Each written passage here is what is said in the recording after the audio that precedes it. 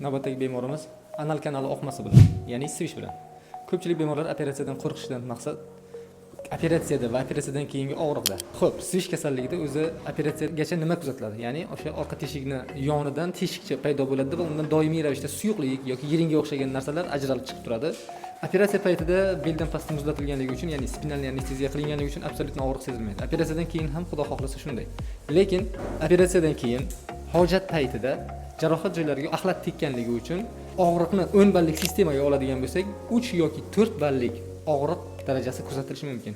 Bu degani oddiy tabletka yoki bitta ukol bilan og'riq qoladi. Bu qancha vaqt davom etadi? Hammaning organizmiga qarab, jarohatning bitishiga qarab 4-5 kundan bir hafta 10 kungacha davom etishi mumkin va bu asta-sekin kun sayin aslida yo'qolib boraveradi. Ya'ni bu juda kuchli og'riq emas. Bu 10 ballikdan 4 ballik og'riq degani.